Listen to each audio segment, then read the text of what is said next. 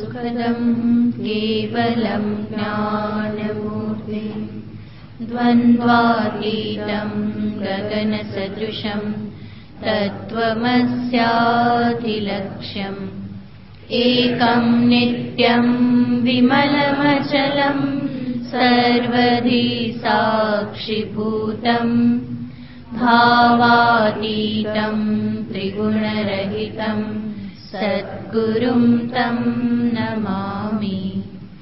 ॐ पार्थाय प्रतिबोधितां भगवता नारायणेन स्वयं व्यासेन ग्रथितां पुराणमुनिना मध्ये महाभारतम् अद्वैतामृतवर्षिणीं भगवतीम् अष्टादशाध्यायिनीम् अम्ब त्वामनुसन्दधामि भगवद्गीते भवद्वेषिणीम् यं ब्रह्मा वरुणेन्द्ररुद्रमरुतः स्तुन्वन्ति दिव्यैस्तवैः वेदैः साङ्गपदक्रमोपनिषदैः गायन्ति यं सामगाः ध्यानावस्थिततद्गतेन मनसा पश्यन्ति यं योगिनः यस्यान्तं न विदुःसुरासुरगणा देवाय तस्मै नमः। यस्यान्तं न विदुःसुरासुरगणा देवाय तस्मै नमः।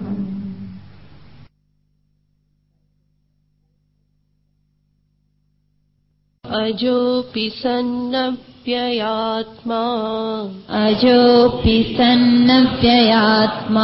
भूतानामीश्वरोऽपि सन् प्रकृतिं स्वामधिष्ठाय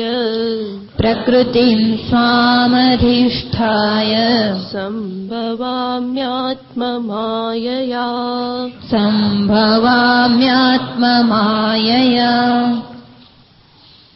ભગવાન પોતાના અવતારના સંદર્ભમાં, પોતાના જન્મના સંદર્ભમાં અર્જુનની સામે વાત કરી રહ્યા છે કે જેમાં એ પોતાના અવતારનું રહસ્ય પ્રગટ કરે છે. અને એમાં ભગવાને કહ્યું, અજોપી સન્નપ્યયાત્મા ભૂતાનામીશ્વરોપી સન્ન. હું કોણ છું? તો કહેશે કે હું અજહ છું, હું અવ્યય છું અને હું ભૂતાનામ ઈશ્વર. હું કોણ છું? તો કે મારું જે સ્વરૂપ છે એ સતચિત અને આનંદ સ્વરૂપ છે. અને જ્યારે હું અવતાર ગ્રહણ કરું છું ત્યારે પણ મારા હું આ સ્વરૂપને, આ સ્વભાવને એવો જ જાળવી રાખી અને હું અવતાર ગ્રહણ કરું છું. અને આપણે જોઈએ કે જીવનો પણ જન્મ થાય છે, ઈશ્વર પણ જન્મ લે છે, પરંતુ આ બંનેમાં કંઈક ભેદ રહેલો છે.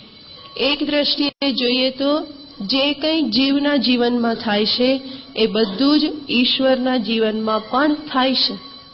તો એનો અર્થ શું છે કે જીવ છે એ પોતે પણ જન્મે છે, વૃદ્ધિ પામે છે અને ફરી પાછો મૃત્યુ પામે છે. અને સાથે સાથે જીવ પોતાના જીવનમાં ખાય છે, પીવે છે, કર્મ કરે છે, બધું જ કરે છે. અને આ બધું જ ઈશ્વરના અવતારમાં પણ સંભવ બને છે. ઈશ્વર પોતે પણ જન્મ લે છે, વૃદ્ધિ પામે છે, ફરી પાછા મૃત્યુ પામે છે. અને આપણે કહીએ છીએ કે એ અંતર્ધ્યાન થાય છે. આપણે મૃત્યુ શબ્દ નથી વાપરતા, ઈશ્વર અંતર્ધ્યાન થાય છે. અને એ જ ઈશ્વર જ્યારે અવતાર ગ્રહણ કરે છે ત્યારે એ પણ અન્ન ગ્રહણ કરે છે, એ પણ જલ ગ્રહણ કરે છે, એ પણ વિવિધ પ્રકારના કર્મો કરે છે. એના પણ સગાવાલા હોય છે, જીવના પણ સગાવાલાઓ હોય છે. એ પણ બાળકોને મોટા કરે છે, એને પણ પરણાવે છે, ભણાવે છે, બધું જ કરે છે.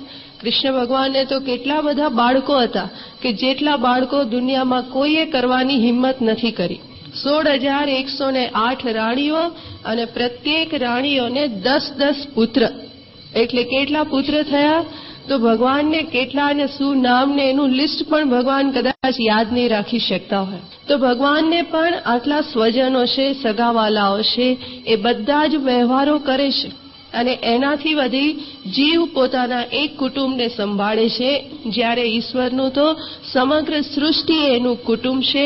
એ સમગ્ર કુટુંબને એ સંભાળે છે. વસુદૈવ કુટુંબકમ એ ઈશ્વરના સંદર્ભમાં સાચું પડે કે સમગ્ર સૃષ્ટિ, સમગ્ર પૃથ્વી એ ઈશ્વરનું કુટુંબ છે. તો ભગવાન આ સમગ્ર કુટુંબને સંભાળે છે, પાલન પોષણ કરે છે.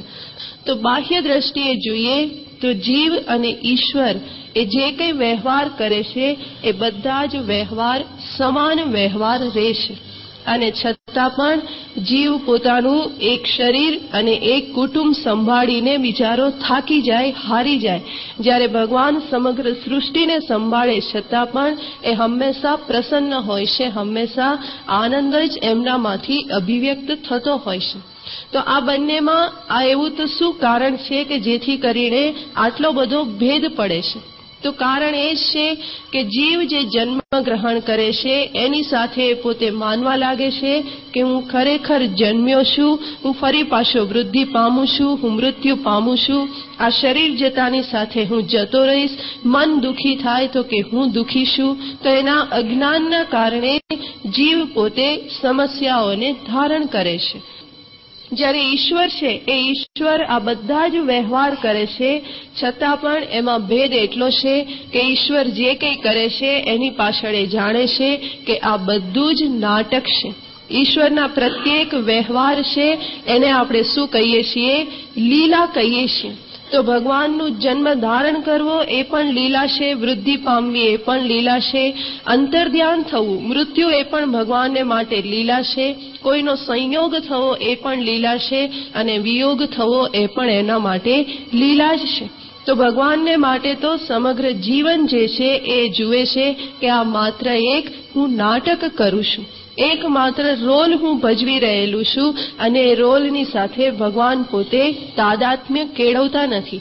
જ્યારે જીવના જીવનમાં જેટલા રોલ એને ભજવવાના છે એ બધાની સાથે એ તાદાત્મ્ય કેળવી લેશે, અને પરિણામે એ સમસ્યાઓથી ગ્રસ્ત રહેશે. અને એટલા માટે જ ભગવાન અહીંયા શબ્દ વાપરે છે કે અહમ સંભવામી. ભગવાન કહે છે કે હું માત્ર જન્મતો નથી, પરંતુ સંભવામી, સમ્યક્તયા ભવામી. જીવ છે એ ભવતી, અને જ્યારે ઈશ્વર છે એ સંભવતી. સંભવતી એટલે કે સમ્યક્તયા, બહુ સારી રીતે ભગવાન પોતે અવતાર ધારણ કરે છે. જીવનો જન્મ થઈ જાય છે, જ્યારે ઈશ્વરનો અવતાર થઈ નથી જતો, ઈશ્વર પોતે અવતાર ધારણ કરે છે. ભગવાન પોતે અવતરણ કરે છે. અને એ શબ્દના અનુસંધાનમાં જોઈએ તો જીવનો જન્મ કેવો છે? તો કે કોઈક એને ધક્કો મારી અને ફેંકી દેશે. જ્યારે ઈશ્વરનો જન્મ કેવો છે? ઈશ્વર પોતે જ અવતરણ કરે છે. જેવી રીતે પેલું પ્લેન ધીમે ધીમે લેન્ડિંગ કરે આરામથી, એવી રીતે ભગવાન પણ પોતે એવી રીતે અવતરણ કરે છે કે જેના ઉપર ઈશ્વરનું પોતાનું સંપૂર્ણ પ્રભુત્વ છે, સ્વામિત્વ છે. તો એને જ ભગવાન અહીંયા કહે છે કે હું સંભવામી. અને સાથે સાથે જન્મ ગ્રહણ કર્યા પછી જે જીવ છે એ પોતાના કર્મ અને કર્મના કારણે કર્મના સંદર્ભનું અભિમાન અને પરિણામે કર્મફળ, આ બધાથી એ બંધાતો જાય છે. અને આપણે જોયું હતું એવી રીતે કે જીવ પોતાના આ એક જ જન્મમાં, એક જ મનુષ્ય શરીરમાં એ એટલા બધા કર્મો કરે છે, એની સાથે અભિમાન કરે છે, અને એ કર્મોના પરિપાકે જ બીજા બધા જન્મો એને પ્રાપ્ત થાય છે. કે આપણે આ એક જન્મમાં એટલા બધા કર્મો કરીએ છીએ કે જે કર્મના આધારે આપણી બીજી 84 લાખ જે યોનિઓ છે -1, એ બધી યોનિઓ માટે આપણે ભાથું બધું ભેગું કરી લઈએ છીએ. કારણ કે બીજી કોઈ યોનિમાં તો કર્મ કરવા માટેની સ્વતંત્રતા નથી. જેમાં ધર્મને ગ્રહણ કરવાની કે પાપ કરવાની, પુણ્ય કરવાની કોઈ પણ પ્રકારની શક્યતા નથી. કૂતરું કોઈને કરડી જાય તો કૂતરાને પાપ લાગવાનું નથી, કે પછી કૂતરો એની માલિકની રક્ષા કરે તો કૂતરાને પુણ્ય મળવાનું નથી. કારણ કે એની પાછળ એનો એ કોઈ ઉદ્દેશ્ય નથી, સમજદારી નથી. એ પ્રકૃતિના આધારે જ માત્ર થયેલું છે. તો બીજી બધી યોનિ છે કે જેમાં પાપ પુણ્યને કોઈ સંભાવના નથી, પરંતુ મનુષ્ય યોનિ એવી છે કે જેમાં પાપ અને પુણ્ય એ સતત એકઠા કરતો રહેશે અને એટલા બધા જમા પાસામાં હોય છે કે એના દ્વારા એ અનંત જન્મોને ફરી પાછો ગ્રહણ કરતો રહેશે. તો એનું પ્રારબ્ધ એમાંથી પ્રત્યેક જન્મ માટે અમુક કર્મો ફળીભૂત થાય છે અને એને જન્મ પ્રાપ્ત થાય છે. તો એની સિલકમાં જ એટલા બધા કર્મો રહેલા હોય છે કે જે અનંત જન્મો એને ફરી પાછા પ્રાપ્ત કરાવે છે. તો એક જન્મથી જ બીજા અનેક જન્મોની એ તૈયારી કરી લેશે. જ્યારે ઈશ્વરનો અવતાર કેવો છે? ઈશ્વર જ્યારે અવતાર ધારણ કરે છે અને એ જ્યારે કર્મો કરે છે ત્યારે એ કર્મોથી બંધાતા નથી. અને એટલા માટે ઈશ્વરના એક અવતારથી પછી એવું નથી કે ઈશ્વર પોતે બીજા બધા અવતાર લેવા માટે બંધાઈ જાય છે. પરંતુ ઈશ્વરનો અવતાર તો એવો છે કે એમણે અવતાર ગ્રહણ કર્યો, અંતર્ધ્યાન થયા તો બધું ફરી પાછું સાફ થઈ ગયું, કંઈ જમા ઉધાર પાછું નથી. તો એ અવતારની એક વિશેષતા છે. અને એવું શા માટે નથી? તો કે ભગવાનનું જ્ઞાન હંમેશા જાગ્રત છે. એના જ્ઞાનને કોઈ આવૃત્ત કરી શકતું નથી. એ પોતે પોતાના સ્વરૂપથી જાગ્રત છે. સચ્ચિત આનંદ અકર્તા અભોગતા આ જે સ્વરૂપ છે એનું ભાન ઈશ્વરને હંમેશા છે. તો ઈશ્વર શરીર ધારણ કરે છે, શરીર દ્વારા કર્મો પણ કરે છે અને છતાં પણ એ કર્મોથી એ પોતે લેપાયમાન થતા નથી. તો ભગવાન કહે છે કે હું મારા સ્વરૂપને ભૂલ્યા વગર જ હું શરીરને ધારણ કરું છું. પ્રકૃતિમાંથી જ શરીર ગ્રહણ કરું છું, છતાં પણ એ પ્રકૃતિને હું વશ થતો નથી. પરંતુ અહમ સંભવામી, હું મારા જ્ઞાન સાથે જ હું મારા શરીરને ધારણ કરું છું, શરીર દ્વારા હું વ્યવહાર કરું છું. તો જ્યારે હું શરીર ધારણ કરું છું ત્યારે પણ હું એ જ નિર્વિકાર નિરાકાર અખંડ ચૈતન્ય સ્વરૂપ છું અને એ જ મારા ચૈતન્ય સ્વરૂપમાં એક બીજા નવા શરીરની પ્રતીતિ થાય છે. એનાથી વિશેષ કંઈ જ નથી. આ ઈશ્વરનું જ્ઞાન છે અને એટલે જ એ એના દ્વારા બંધાતા નથી. જ્યારે જીવની સ્થિતિ એનાથી તદ્દન ઉલટી છે. જીવનું સ્વરૂપ પણ ઈશ્વરથી જુદું નથી. એ જ સ્વરૂપ છે, સચ્ચિત અને આનંદ સ્વરૂપ જ છે. છતાં પણ જીવ જ્યારે દેહ ધારણ કરે છે તો એ પોતાને જન્મ મરણવાળો માની લે છે, પોતાને એ ક્યારેક જડતાને પ્રાપ્ત થયેલો માની લે છે અને પોતાને હંમેશા દુઃખી માનતો રહે છે. તો પોતાના સ્વરૂપથી તદ્દન વિપરીત જ્ઞાન એ ધરાવવા માંડે છે, કારણ કે સ્વરૂપનું એને વિસ્મરણ થઈ જાય છે. જ્યારે ભગવાનનું એવું છે કે ભગવાન જ્યારે શરીર ધારણ કરે ત્યારે પણ એમની સ્થિતિ પોતાના સ્વરૂપમાં છે અને જ્યારે શરીર ધારણ નથી કર્યું ત્યારે પણ એ સચ્ચિત આનંદ સ્વરૂપ જ છે. જેવી રીતે પેલા સોનાને જો ગાળી નાખવામાં આવે તો ત્યારે એ શું છે? સોનું છે. ત્યારે પણ એ ચમકવાનું છે. અને જ્યારે એ સોનામાંથી ફરી પાછી બંગડી બનાવી દેવામાં આવે તો ત્યારે પણ સોનામાં એ જ ચમક છે અને એ સુવર્ણ જ છે. તો એવી જ રીતે ઈશ્વર જ્યારે શરીર ધારણ કરે છે ત્યારે પણ એ પોતાના સ્વરૂપને એ પ્રકાશ સ્વરૂપ ચિદાનંદ સ્વરૂપ રૂપે જ જાણે છે અને જ્યારે શરીર ધારણ નથી કરતા નિરાકાર સ્વરૂપે પણ એ સચ્ચિદાનંદ સ્વરૂપ જ છે. તો એમનું જ્ઞાન હંમેશા જાગ્રત રહેશે અને એટલા માટે ભગવાન અહીંયા શબ્દ વાપરે છે કે સંભવામી.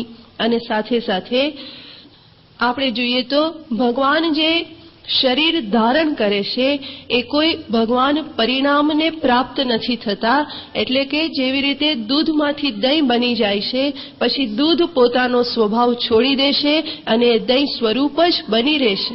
એવી રીતે ઈશ્વરનો અવતાર નથી કે ઈશ્વર પોતાના સચ્ચિત આનંદ સ્વરૂપને ત્યાગી દેશે અને એક શરીરધારી એ બની જાય છે. એવું નથી, પરંતુ સુવર્ણ જેવું એમનું બનવું છે. સુવર્ણમાંથી બંગડી બને તો પણ સોનું તો પોતે નિર્વિકારી જ રહેશે, એમાં કોઈ પણ પ્રકારનો વિકાર પ્રાપ્ત નથી થતો. એ જ રીતે ઈશ્વર પોતે શરીર ધારણ કરે છતાં પણ એ હંમેશા નિત્ય નિર્વિકાર જ છે, અખંડ છે, આનંદ સ્વરૂપ જ છે. અને એટલા માટે ભગવાન અહીંયા શબ્દ વાપરે છે કે અહમ સંભવામી. હું મારા જ્ઞાનની સાથે, સમ્યક જ્ઞાનની સાથે જ હું પોતે અવતાર ધારણ કરું છું. એમાં મારા જ્ઞાનને કે મારા જે મૂળ સ્વરૂપ છે એમાં લેશ માત્ર પણ આંચ આવતી નથી. સચ્ચિદાનંદ સ્વરૂપથી હું ક્યારેય પણ વિમુખ થતો નથી ને એટલા માટે કે છે સંભવામી. અને આવો આજે ભગવાનનો અવતાર છે એ કેવો છે? તો કે છે, ભગવાન કહે છે કે મારો આ જે અવતાર છે કેવો છે? તો કે માયાવી અવતાર છે. અને એટલા માટે કહે છે સંભવામી આત્મમાયયા. હું કેવી રીતે જન્મ ધારણ કરું છું, અવતાર ધારણ કરું છું? તો કે છે કે આત્મમાયયા. આત્મમાયયા એટલે આત્માની માયા નહીં, પરંતુ પોતાની માયા દ્વારા, સ્વમાયયા. અને જ્યારે ભગવાન કહે છે કે પોતાની માયા, તો એનો અર્થ છે કે માયા ઉપર, પ્રકૃતિ ઉપર ભગવાનનું સંપૂર્ણ પ્રભુત્વ છે. અને ઈશ્વરની જે ઉપાધિ કહેવામાં આવે છે એ ઉપાધિ છે સત્વગુણ પ્રધાના માયા. એ જે માયા છે એ કેવી છે? એ માયામાં સત્વગુણનું પ્રાધાન્ય છે. જ્યારે જીવની જે ઉપાધિ છે અવિદ્યા, એ તમોગુણ પ્રધાના અવિદ્યા છે. એની ઉપાધિમાં તમોગુણનું પ્રાધાન્ય છે. અને આ ઉપાધિના કારણે જ જીવ અને ઈશ્વરના જ્ઞાન અને અજ્ઞાનનો પણ ભેદ રહેલો છે. ભગવાનની જે ઉપાધિ છે, જે સત્વગુણ રૂપી માયા જે છે, સત્વગુણ જેમાં પ્રધાન છે એવી જે માયા છે, એ સત્વગુણ પ્રધાન માયા ભગવાનના જ્ઞાનને આવૃત્ત કરતી નથી. કારણ કે સત્વનો જ ગુણ છે જ્ઞાન, અને એટલા માટે ઈશ્વરનું જ્ઞાન હંમેશા જાગ્રત રહેશે. જ્યારે જીવની જે અવિદ્યારૂપી જે ઉપાધિ છે એ તમોગુણ પ્રધાન છે, અને તમોગુણનો સ્વભાવ છે આવૃત્ત કરી દેવું, જ્ઞાનને, ડાપણને આચ્છાદિત કરી દેવું. તો એ અવિદ્યાના કારણે જે જીવ છે એનું જ્ઞાન ઢંકાઈ જાય છે. અને બીજો પણ ભેદ એક કહેવામાં આવે છે કે જે ભગવાનની જે માયા છે એ માયા પોતાના આશ્રયને મોહિત કરતી નથી. જ્યારે જીવની જે અવિદ્યારૂપી ઉપાધિ છે એ પોતાના આશ્રયને જ મોહમાં નાખે છે. એટલે અવિદ્યા જે છે એને કહેવાય છે આશ્રય વિમોહિકા, અને માયાને કહેવાય છે આશ્રય અવિમોહિકા. સત્વગુણ પ્રધાન માયાનો આ સ્વભાવ છે કે એ જ્યાં રહે છે એને મોહિત કરતી નથી. જ્યારે અવિદ્યાનો સ્વભાવ છે કે એ જ્યાં રહે છે એને જ મોહમાં નાખે છે. તો અવિદ્યાનો આશ્રય કોણ છે? અવિદ્યાનો આશ્રય જીવ છે.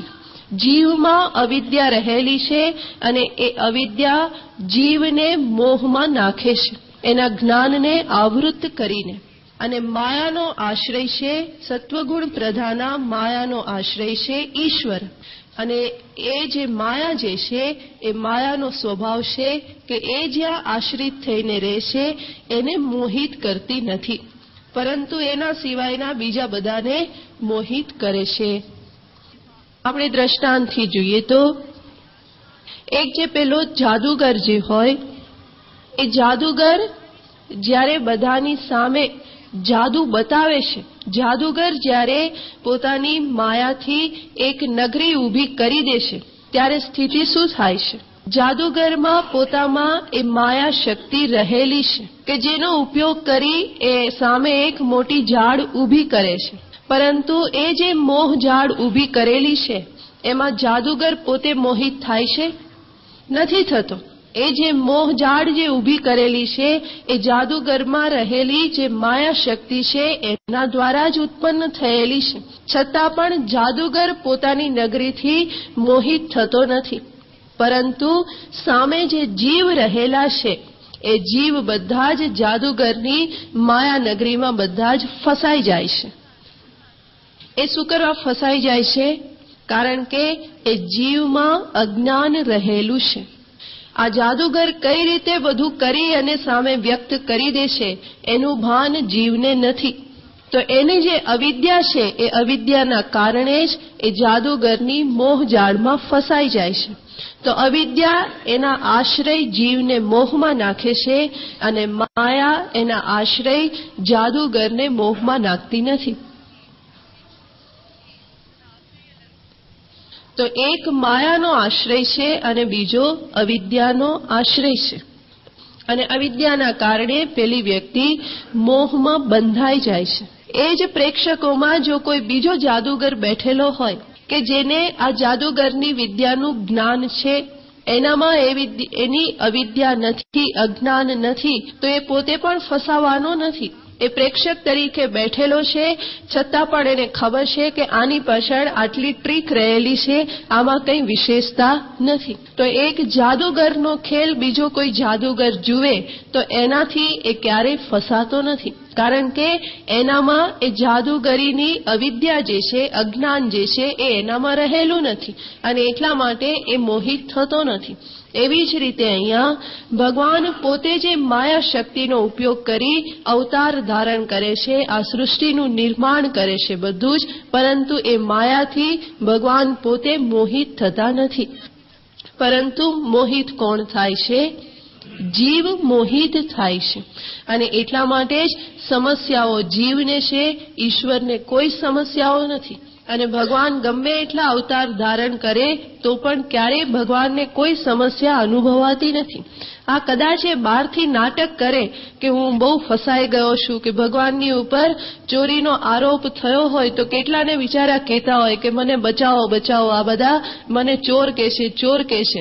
પણ ભગવાનને ખબર છે કે ગમે એટલા મારા ઉપર આરોપ થાય છતાં પણ હું ક્યારેય ચોર નથી. પરંતુ બહારથી જરૂર નાટક કરે તો ભગવાન જે છે એ ક્યારેય પણ પોતાના વ્યવહારથી, પોતાની સૃષ્ટિથી ક્યારેય પણ એ મોહિત થતા નથી. અને એને જ સૂચવવા ભગવાન અહીંયા શબ્દ વાપરે છે કે અર્જુન, મારો જે જન્મ થાય છે, હું શરીર ધારણ કરું છું, એ કોના દ્વારા કરું છું? તો કે આત્મ માયયા, એ મારી જ માયા દ્વારા હું શરીરને ધારણ કરું છું. અને ભગવાનમાં એવી માયા શક્તિ રહેલી છે કે જેના દ્વારા ભગવાન અનેક કાર્યો કરી શકે છે. અને વાસ્તવમાં ભગવાનની જે માયા શક્તિ જે છે એ પેલા જાદુગરની શક્તિ જેવી નથી.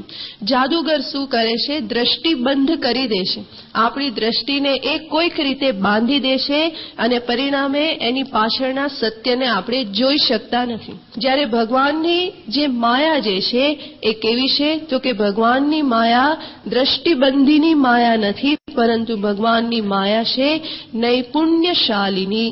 એમાં નૈપુણ્ય રહેલું છે. ભગવાનમાં જ એટલી બધી કુશળતા છે, એ માયા શક્તિનો પ્રયોગ એટલી બધી કુશળતાથી કરે છે કે એને જીવની દ્રષ્ટિ બાંધવાની જરૂર જ નથી પડતી. જીવ ગમે એટલો આંખો ચોળે પાણી નાખીને આંખો ખોલે તો પણ એને એ મોહ નગરી દેખાય જ છે. તો ભગવાનને દ્રષ્ટિબંધ કરવાની જરૂર નથી પડતી. ભગવાન પોતે જ કેવા છે? અતિ નિપુણ છે. એટલા બધા નિપુણ છે માયાનો પ્રયોગ કરવામાં કે જો એની માયામાંથી છૂટવું હોય તો માત્ર એનો જ આશ્રય લેવો પડે, એના સિવાય બીજો કોઈ જ ઉપાય નથી. ભગવાનની માયામાંથી, મોહજાળમાંથી છૂટવા માટે એ માયાવીનું જ શરણ લેવું પડે. જેમ પેલા દ્રષ્ટાંત આપ્યું હતું કે માછલીને બચવું હોય માછીમારની જાળમાંથી તો માછીમારના ચરણમાં આવી જવું પડે. એની જાળમાંથી બચવા માટે માછીમારના પગ પાસે જો માછલી આવી જાય તો પેલો જાળ તો ક્યાં નાખવાનો છે? આમ જ ફેંકવાનો છે. એના પગ પાસે તો જાળ ફેંકવાનો નથી. તો માછલીને જો બચવું હોય તો માછીમારના ચરણમાં આવી અને બેસવું પડે તો એની જાળમાંથી બચી જાય. એવી જ રીતે ભગવાનની મોહ જાળમાંથી જો બચવું હોય તો ભગવાનના ચરણ પકડી લેવામાં જ ડાપણ છે. બાકી જીવનું ત્યાં કંઈ ચાલતું નથી. ભગવાનની માયા શક્તિ એટલી બધી પ્રબળ છે, માયા શક્તિ પણ પ્રબળ છે.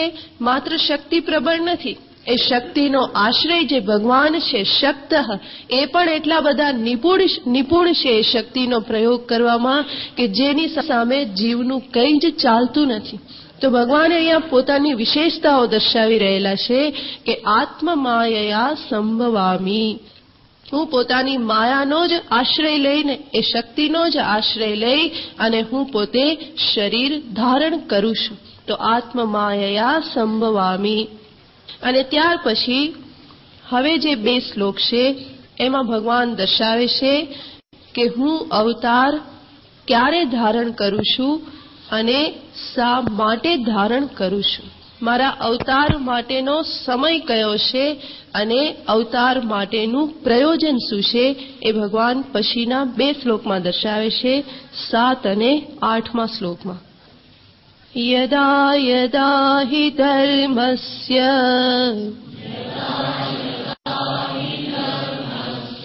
ગ્લાનિર્ભવતિ ભારત અભ્યુત્થાનમધર્મસ્ય તદાત્માनं સૃજામ્યહં પરિત્રાણાય સાધૂનાં વિનાશાય ચ દુષ્કૃતાં ધર્મ સંસ્થાપનાર્થાય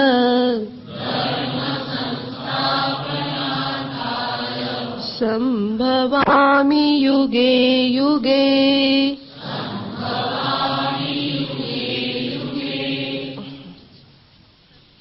બહુ જ પ્રસિદ્ધ શ્લોક હે ને. ગીતાજીના કેટલાક શ્લોક છે કે જે નાના બાળકને ખબર હોય. તો ભગવાન કહે છે યદા યદા હિ ધર્મસ્ય ગ્લાનિર્ભવતિ.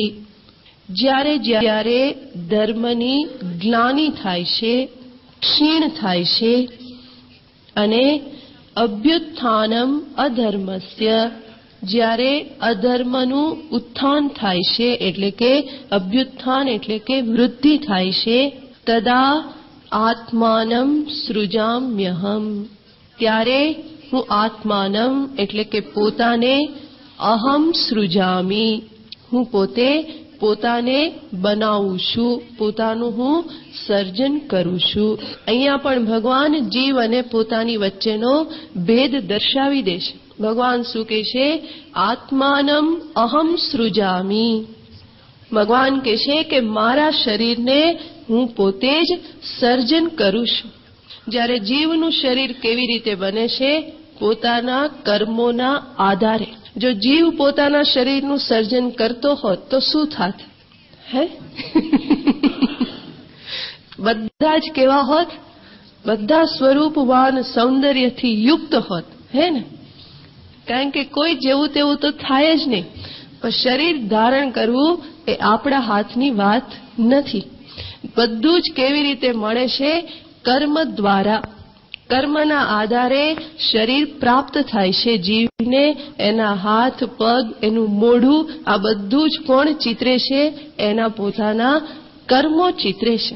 પ્રારબ્ધ કર્મના આધારે બધું જે કંઈ આંખો ચિત્રાણી કે પછી જે નાક મુકાયું એ બધો જ આકાર શેનાથી નક્કી થાય છે? બધો જ પોતાના કર્મોના આધારે. પ્રારબ્ધ કર્મના આધારે જીવનું શરીર છે એ નિશ્ચિત થાય છે. જાડું, પાતળું, કાળું, ગોરું, બધું જ બુદ્ધિ, મન, આ બધું પ્રારબ્ધ કર્મના આધારે બધું પ્રાપ્ત થાય છે. જ્યારે ભગવાન કહે છે કે હું અહમ સૃજામી, અને એટલા માટે જ ભગવાન કેવા હોય છે? સરસ હોય ને, કારણ કે ભગવાન એ સારા જ થાય. એ પોતે પોતાનું સર્જન કરે તો જેવું તેવું શું કરવા કરે? સૌથી સારામાં સારું શરીર બનાવે, સ્વરૂપવાન, કે બધાને મોહમાં નાખું. કે પછી એ રામજી હોય કે કૃષ્ણ હોય, આ બીજા કોઈ કાર્યને માટે મનુષ્ય સિવાયની યોનિમાં જન્મ ધારણ કરવો પડ્યો હોય ત્યારે ભગવાન બહુ વિચારતા નહીં હોય. એ કે હવે આપણે એમ કે કાચબો બનવું એમાં શું વિચારવું, કે જેવા બની ગયા એવા ચાલશે. કે પછી વરાહ બનવું તો એમાં શું વિચારવાનું, કે એમાં જેવા થયા એવા ચાલશે. પણ મનુષ્ય બનવું હોય તો પરફેક્ટ જોઈએ, એમાં જરા પણ આડાઅવડું ચાલે નહીં. તો ભગવાન પોતાનું શરીર પોતે સૃજામી. ભગવાન કહે છે કે હું પોતાને પ્રગટ કરું છું. તો અહીંયા જીવ અને ઈશ્વરનો ભેદ ભગવાને ફરી સ્પષ્ટ કરી દીધો કે મારો દેહ મારી ઈચ્છા મુજબ હું ધારણ કરું છું, જ્યારે જીવને એનો દેહ એના કર્મો મુજબ પ્રાપ્ત થાય છે. અને ભગવાન ક્યારે ધારણ કરે છે તો કે છે, હે ભારત, અર્જુનને સંબોધન છે. અહીંયા બધા શું સમજે? જ્યારે જ્યારે ધર્મની ગ્લાનિ થાય ત્યારે હું ભારતમાં જન્મ ધારણ કરું છું. આ ભારતમાં ભગવાને કંઈ કીધું નથી. ભારત અર્જુનને માટે સંબોધન છે. પણ આપણને ખબર ના હોય, સાંભળેલું જ આપણે જો બોલતા હોઈએ તો આપણે શું કહીએ? ભારતમાં જન્મ ધારણ કરું છું. કોણે કહ્યું? ભગવાને જ કહ્યું છું કે ભારત જો ભારતમાં કેવું હોય તો ભારતે સપ્તમી વિભક્તિ હોવી જોઈએ, ભારતમાં. પણ ભગવાન ક્યાં જન્મ ધારણ કરે છે? ભગવાન જ્યાં જરૂર છે ત્યાં ધારણ કરે છે.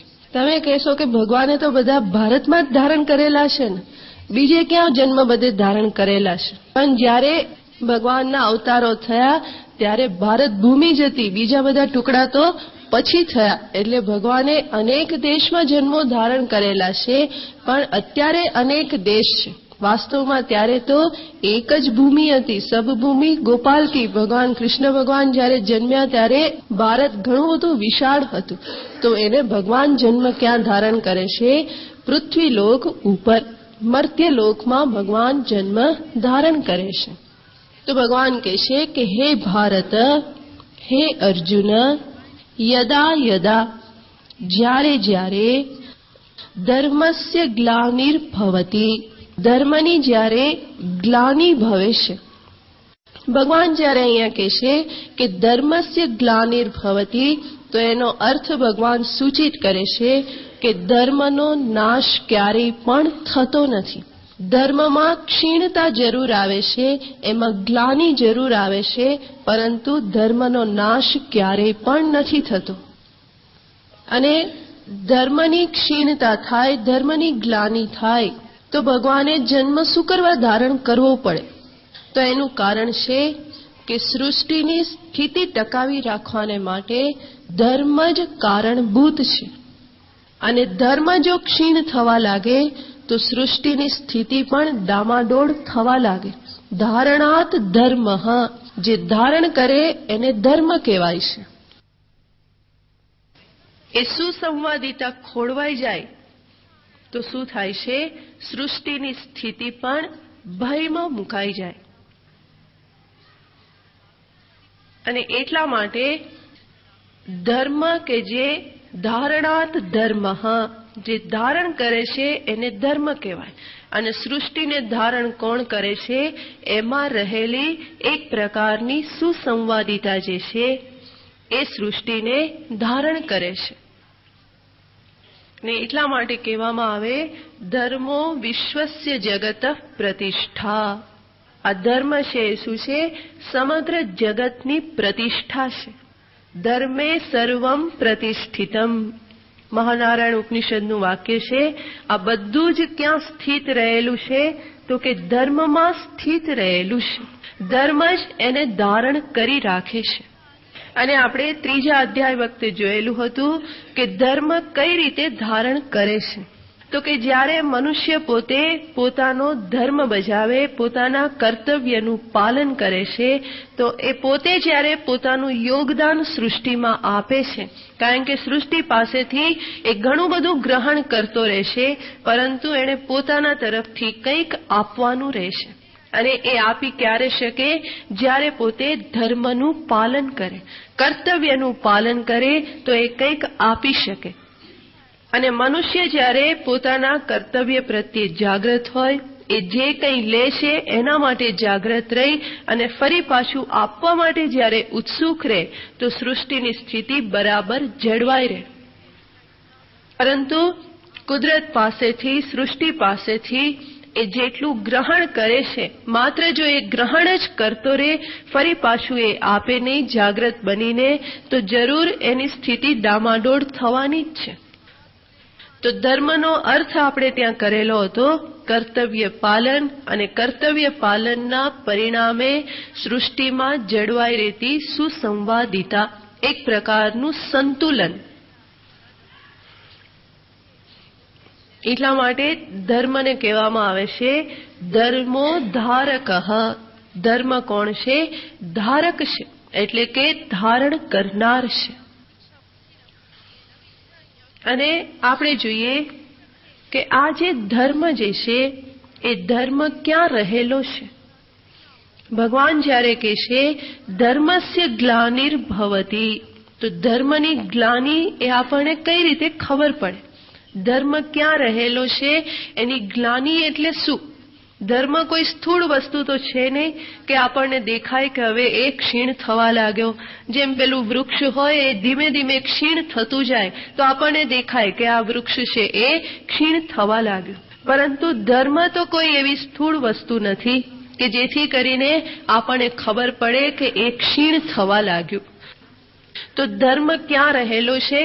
તો આપણે પહેલા ક્યારેક વાત કરેલી હતી કે ધર્મ મનુષ્યમાં જ રહેલો છે. ધર્મ કોઈ પુસ્તકોમાં, કોઈ સંપ્રદાયમાં એ રહેલો નથી, પરંતુ ધર્મ મનુષ્યમાં રહેલો છે, મનુષ્યની બુદ્ધિમાં રહેલો છે. અને એ જ ધર્મ સમગ્ર સૃષ્ટિને ધારણ કરે છે કે જે મનુષ્યમાં રહેલો છે. અને ધર્મ આપણામાં રહેલો છે એ આપણને કઈ રીતે ખબર પડે છે? જ્યારે આપણે કંઈક ખોટું કામ કરવા જતા હોઈએ ત્યારે આપણામાં રહેલો ધર્મ આપણને રોકે છે. ચોરી બેઈમાનીનું કંઈક કામ કરવા આપણે જતા હોઈએ તો આપણને અંદરથી તરત જ સૂચના મળે છે, આ કરવું યોગ્ય નથી, અટકી જા. તો એ સૂચના કોણ આપે છે? એ ધર્મ જ છે કે જે ધર્મ જાગૃત થઈ અને આપણને અટકાવે છે. એટલા માટે જ ધર્મો ધારક, કે જે આપણી સ્થિતિને જાળવી રાખવા માટે થઈ અને આપણને આ બધા માર્ગથી અટકાવે છે.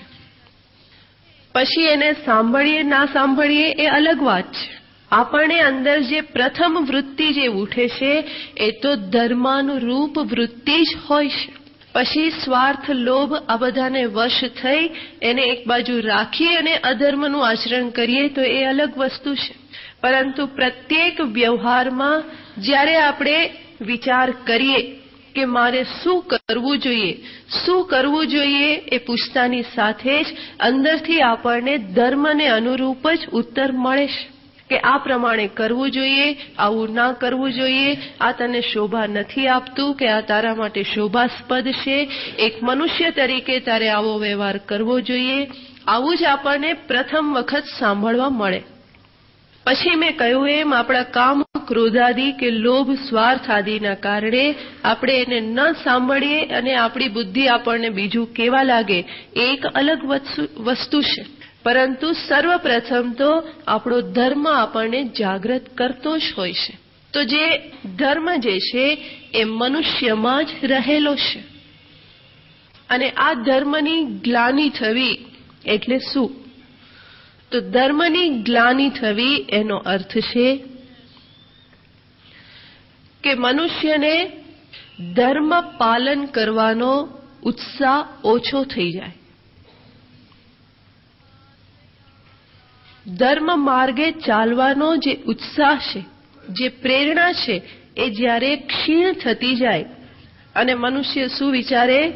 એ કોઈક અધર્મ માર્ગે ચાલે અને એ ખુશ થવા લાગે, ધર્મ માર્ગે ચાલે અને એને ગ્લાનિ થવા લાગે.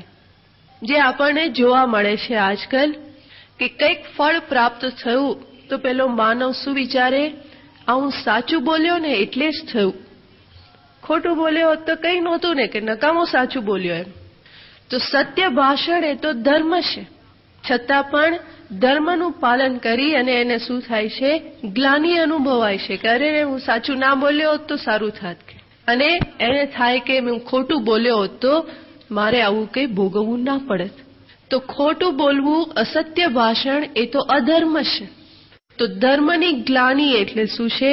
તો કે ધર્મ અનુસરવાનો જે ઉત્સાહ છે એ ઓછો થતો જાય અને અધર્મનું આચરણ કરી અને મનુષ્ય પોતે ઉત્સાહને પ્રાપ્ત કરે, સાથે સાથે અભિમાન કરે, ગર્વ કરે.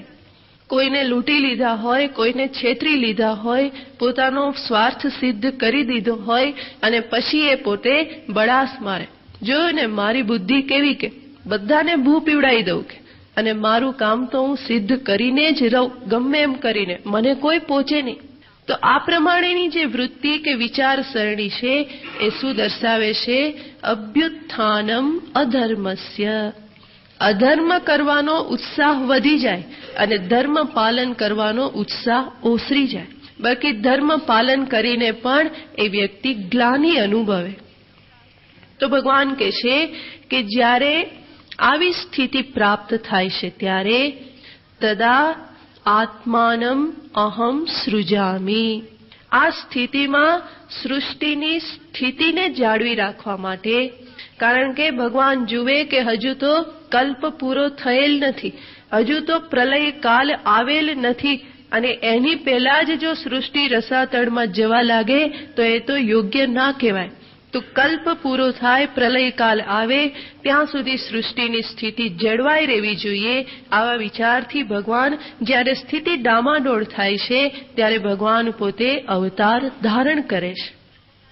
તો ભગવાન કહે છે કે જ્યારે માનવીનું મન આવું થઈ જાય કે એને અધર્મનો ઉત્સાહ આવવા લાગે અને ધર્મ તરફથી એ જ્યારે વિમુખ થવા લાગે તો ત્યારે મારું આવવું જરૂરી બની રહેશે.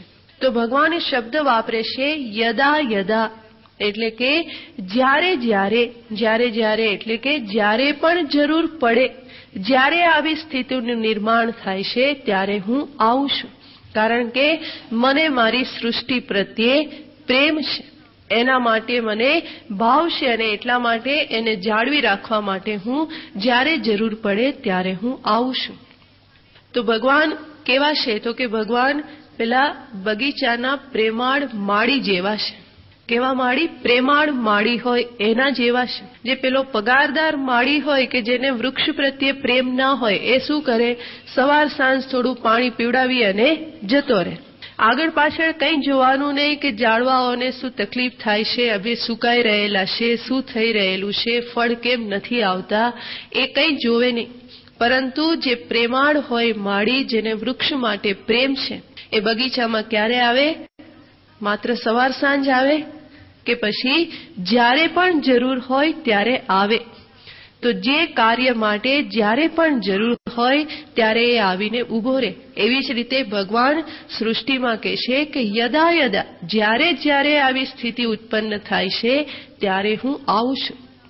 તો ભગવાન આવે એના માટે કોઈ કાલ અપેક્ષા નથી કે અમુક સમયે જ ભગવાન આવે.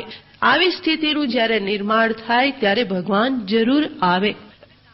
તો આપણને થાય કે હજુ સુધી આવ્યા કેમ નહીં? ભગવાનને હજુ એટલી બધી સ્થિતિ ખરાબ નહીં લાગતી હોય. હજુ તમારા જેવા બધા ધાર્મિકો બેઠેલા છે કે ધર્મની ગ્લાનિ હજુ એટલી બધી થયેલી એમને અનુભવાતી નથી. હજુ ભગવાનનું સ્મરણ થાય છે, ધર્મનું પાલન થાય છે, તો એટલી બધી ગ્લાનિ ભગવાનને દેખાતી નહીં હોય અને એટલા માટે ભગવાન આવ્યા નથી. જ્યારે એમને દેખાશે ત્યારે આપણે બોલાવવા નહીં પડે, એમને ખબર જ છે એ આવી જશે. કારણ કે એમની સૃષ્ટિ માટે એમને પ્રેમ છે, તો જ્યારે જરૂર છે ત્યારે આવી જશે.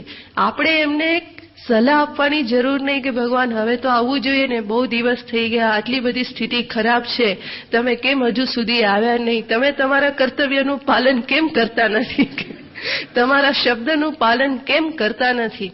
અને પછી ઘણા લોકો આગળ વધીને એવું કે આ ભગવાન તો ખાલી ખાલી વચન આપીને જતા રહ્યા છે. આખરે તો કૃષ્ણને કે ખોટું બોલવામાં કંઈ વાંધો નહીં, એટલે બોલીને જતા રહ્યા કે યદા યદા, પછી સંભવામી યુગે યુગે, આ બધું બોલીને જતા રહ્યા, પણ એ કોઈ આવે ભાવે નહીં કે. પણ વાસ્તવમાં એવું નથી. આપણા કરતા ભગવાનને એની સૃષ્ટિની વધારે ચિંતા છે. પ્રલય કાલ સુધી સૃષ્ટિની સ્થિતિ જાળવી રાખવી એ ભગવાન જાણે છે. તો જ્યારે એને ડામાડોળ થતું લાગશે ત્યારે ભગવાન જરૂર આવી જશે. એટલે આપણે ભગવાન ઉપર આરોપ કરવાની કે આક્ષેપ કરવાની જરાય આવશ્યકતા નથી રહેતી. ભગવાન જે કહે છે એ ભગવાન જરૂર પાડે જ છે. જીવ પોતાના ધર્મના પાલનમાં ક્યારેક ચ્યુત થાય, પરંતુ ઈશ્વર પોતાએ જે કરવાનું છે એમાં ક્યારેય ચ્યુત થતા નથી. એ સ્વરૂપથી પણ ચ્યુત નથી થતા, ધર્મથી પણ ચ્યુત નથી થતા અને પોતાના કર્તવ્યથી પણ ક્યારેય ચ્યુત નથી થતા. એટલા માટે તો અચ્યુત એનું નામ છે. ભગવાન કોણ છે? અચ્યુત છે, કે જેમની ક્યારેય ક્યાંયથી પણ ચ્યુતિ થતી નથી. તો ભગવાને જે કહેલું છે એ યોગ્ય છે કે જ્યારે જ્યારે પણ આવું થાય છે ત્યારે ત્યારે હું આવીને ઊભો રહું છું. અને આવીને ભગવાન શું કરે છે? તો ભગવાન દર્શાવે છે કે મારે જે કાર્ય કરવાનું છે એ કાર્ય શું છે. ધર્મની ગ્લાનિ થઈ છે, અધર્મની વૃદ્ધિ થયેલી છે અને હવે મારે કરવાનું છે શું? ધર્મનું રક્ષણ કરવાનું છે, ધર્મની ફરી વૃદ્ધિ કરવાની છે અને અધર્મનો મારે નાશ કરવાનો છે. તો એ હું કઈ રીતે કરું છું? તો ભગવાન પછીના શ્લોકમાં કહે છે, પરિત્રાણાય સાધુનામ વિનાશાય ચ દુષ્કૃતામ. હું આવી અને શું કરું છું? પ્રયોજન શું છે? તો ભગવાન કહે છે, સાધુનામ પરિત્રાણાય, સાધુ પુરુષોના રક્ષણને અર્થે અને દુર્જનોના નાશને અર્થે. અને આ બંને કાર્ય દ્વારા ભગવાન શું કરે છે? ધર્મ સંસ્થાપન. આ દ્વારા ભગવાન ધર્મની સંસ્થાપના કરવાને અર્થે ભગવાન કહે છે, સંભવામી યુગે યુગે. હું યુગે યુગે સંભવામી. ફરી પાછું આપણને અહીંયા થાય કે ભગવાન ક્યારે આવે? યુગે યુગે જ આવે, એક દિવસ પણ વહેલા ના આવે. પરંતુ યુગે યુગે શબ્દ વાપરી અને ભગવાન કહે છે કે કાળે કાળે. યુગ એટલે એક યુગ પછી જ નહીં, પરંતુ ભગવાન કહે છે કે હું કાળે કાળે ત્યાં આવું છું. યુગે યુગે સંભવામી. કાળે કાળે એટલે કે જ્યારે પણ જરૂર પડે ત્યારે હું આવું છું. આપણે ગયા વખતે જે દ્રષ્ટાંત જોયું હતું ને એવી જ રીતે કે છીક ક્યારે ખાવાની? જ્યારે જરૂર હોય ત્યારે. કેટલી ખાવાની? જેટલી જરૂર હોય ત્યારે. કેવા પ્રકારની ખાવાની? જેવી ખાવાથી કચરો સાફ થઈ જાય. તો એવી રીતે અહીંયા ભગવાન ક્યારે આવે છે? યુગે યુગે, કાળે કાળે ભગવાન પધારે જ છે એમનું કાર્ય કરવા માટે. અને ભગવાન શું કાર્ય કરે છે? તો કે ભગવાન સાધુ અનુગ્રહ અને દુષ્ટ નિગ્રહ. સાધુ પુરુષો ઉપર અનુગ્રહ કરે છે અને દુષ્ટ પુરુષોનો નિગ્રહ કરે છે. આપણે જેમ જોયું તેમ ધર્મ ક્યાં રહેલો છે? તો કે વ્યક્તિમાં રહેલો છે, મનુષ્યમાં ધર્મ રહેલો છે અને ત્યાં જ અધર્મ પણ રહેલો છે. અને એટલા માટે જો ધર્મનું રક્ષણ કરવું હોય તો શું કરવું પડે? શું કરવું પડે? ધર્મીનું રક્ષણ કરવું પડે. બરાબર? ધર્મ ક્યાં રહેલો છે? વ્યક્તિમાં રહેલો છે. તો જે વ્યક્તિમાં ધર્મ રહેલો છે એનું રક્ષણ કરવું પડે. અને અધર્મનો નાશ કરવા માટે શું કરવું પડે? જે વ્યક્તિમાં અધર્મ રહેલો છે એ અધર્મીનો નાશ કરવો પડે. જેમ આપણે સાયન્સનું રક્ષણ કરવું હોય તો શું કરવું પડે? જે સાયન્ટિસ્ટ જે છે, વૈજ્ઞાનિકો છે, એનું રક્ષણ કરવું પડે. એની બધી વ્યવસ્થા કરવામાં આવે તો એ પોતે પોતાની બુદ્ધિ ચલાવી અને સાયન્સમાં આગળ આગળ નવી નવી શોધ કરી શકે. આપણે સંગીતની રક્ષા કરવી હોય તો શું કરવું પડે? સંગીતની પુસ્તકોની લાઇબ્રેરી બનાવી દઈએ અને લાઇબ્રેરીનું રક્ષણ કરીએ તો સંગીતની રક્ષા થઈ જાય? ના થાય. તો શું કરવું પડે? સંગીતના બધા જ વાજિંત્રોને ભેગા કરી અને એક સ્ટોરમાં આપણે રાખવા પડે. તો સંગીતની રક્ષા થઈ જાય? ના થાય. સંગીતની રક્ષા કરવા માટે શું કરવું પડે? જેનામાં સંગીત વિદ્યા રહેલી છે એ સંગીતકારોનું રક્ષણ કરવું પડે, તો સંગીતની રક્ષા થાય. એવી રીતે ધર્મનું રક્ષણ કરવું હોય તો ધર્મનો જે આશ્રય છે એ ધર્મીનું રક્ષણ કરવું પડે. અને એ ધર્મી એટલે જ કોણ? સાધુ. ભગવાન કહે છે સાધુ નામ. સાધુ નામ એટલે ભગવા કપડાધારી નહીં. હા, નહીં તો કે આમાં આપણને શું લાગે વળગે. ભગવાન તો સાધુનું રક્ષણ કરે, આવે કે ના આવે બધું સરખું જ. આપણે તો કે પણ સાધુ શબ્દનો અર્થ અહીંયા છે જે ધર્મી છે, જે ધર્મ માર્ગે, શાસ્ત્રએ બતાવેલા માર્ગે જે જીવન જીવી રહેલો છે, જે પ્રામાણિક છે, જે શિષ્ટ પુરુષ છે, પોતાના જીવનમાં જે શિષ્ટાચારને સ્થાન આપે છે, તો એ જે વ્યક્તિ છે એને કહેવાય ધર્મી, સાધુ. પછી એ સાધુ બાળક પણ હોય, વૃદ્ધ પણ, સ્ત્રી પણ હોય, પુરુષ પણ હોય. અને એ સાધુ ગૃહસ્થ પણ હોય, સંન્યાસી પણ હોય, બ્રહ્મચારી, વાનપ્રસ્થ પણ હોય. તો સાધુ એટલે માત્ર જેને આપણે સાધુ સાધુ કહીએ એવું નહીં, પરંતુ સાધુ એટલે જે આ પ્રમાણેની વ્યક્તિ છે, જે ધર્મ માર્ગે પોતાનું એક આદર્શ જીવન જીવી રહેલી છે. તો ભગવાન કહે છે કે એવા લોકોના પરિત્રાણાય, એ લોકોનું રક્ષણ કરવાને અર્થે. કારણ કે સૃષ્ટિમાં જે ધર્મની ગ્લાનિ થયેલી છે, મોટા ભાગના લોકો શું માનવા લાગ્યા છે કે ધર્મનું પાલન કરવાથી કંઈ વળતું નથી, અધર્મ માર્ગે ચાલવું જ પડે અને એમાં જ લાભ છે. મોટા ભાગના આવા માનવા લાગ્યા હોય ત્યારે જે થોડા ઘણા પણ જે હજુ બચેલા હોય કે જેનો ધર્મ પાલન કરવામાં ઉત્સાહ છે, તો ભગવાન કહે છે કે એવા લોકોનું હું રક્ષણ કરી લઉં છું કે જેથી કરીને એનામાં રહેલા ધર્મનું રક્ષણ થાય. તો ભગવાન કહે છે સાધુ નામ પરિત્રાણાય, અને સાથે સાથે શું? વિનાશાય ચ દુષ્કૃતામ. દુષ્કૃતામ એટલે કે દુષ્કર્મ કરનારા. દુષ્કર્મ કરનારા એટલે કે અધર્મનું આચરણ કરનારા, અધર્મના આચરણ કરવામાં જે બહુ જ ઉત્સાહી છે, બહુ પ્રેમથી, આનંદથી જે અધર્મનું આચરણ કરે છે. તો ભગવાન કહે છે કે આવી જે વ્યક્તિ છે કે જે અધર્મનો આશ્રય છે, એને વિનાશાય, એનો નાશ કરવા માટે. અને અધર્મી જે વ્યક્તિ છે એનો નાશ કરવો એ કઈ રીતે થઈ શકે? તો કે બે રીતે થઈ શકે. એક તો અધર્મીનું માનસ પરિવર્તન કરીને, અને બીજું અધર્મીનો જ નાશ કરીને. અને ભગવાન કેવી રીતે કાર્ય કરે છે? ભગવાન સૌથી પહેલા તો પહેલી જ પદ્ધતિ, પહેલા તો એ હાથમાં લે છે.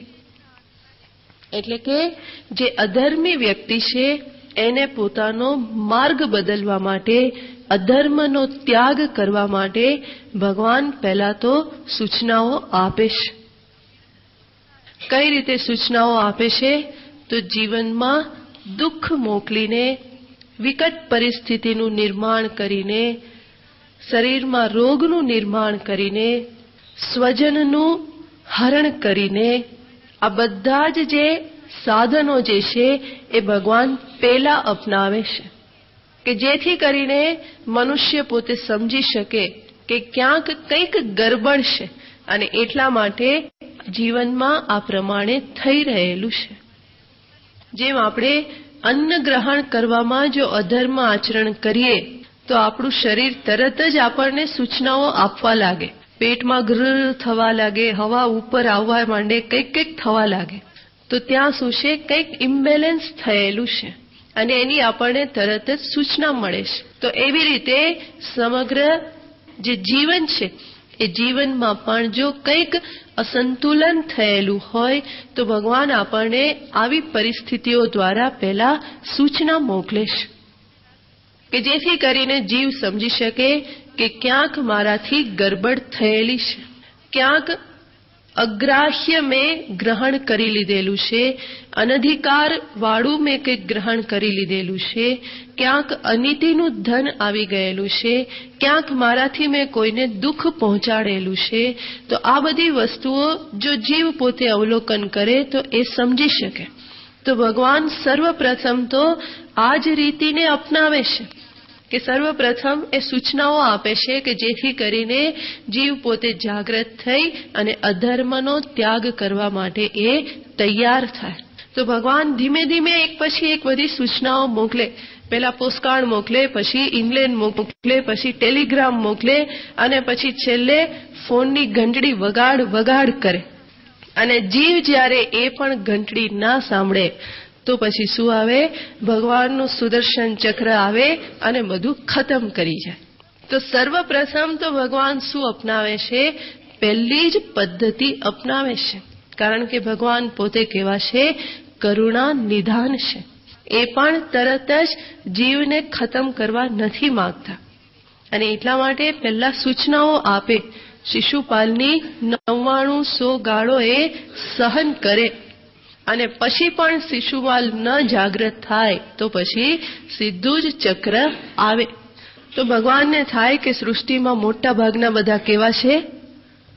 શિશુપાલ જ છે કે જેને હું માફ કરતો જઉં એક પછી એક બધું માફ કરતો જઉં છું. પણ જ્યારે અંતે હદ આવી જાય તો પછી ભગવાને ચક્ર મોકલવું પડે કે ગદા ફેંકવી પડે કે કંઈક એમણે પોતાના શસ્ત્રોને ઉપયોગમાં લેવા પડે. તો દુષ્કૃતામ વિનાશાય, આ દુષ્કૃતિ લોકો જે છે, દુર્જનો દુષ્ટ લોકો જે છે, એનો ભગવાન આ બે રીતે વિનાશ કરવા માટે પ્રયત્ન કરે છે.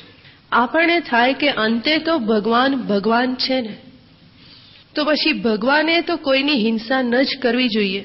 ભગવાન આટલું ક્રૂર કામ કેવી રીતે કરી શકે કે પેલા શિશુપાલને ઊભો જ ચક્રથી ચીરી નાખે?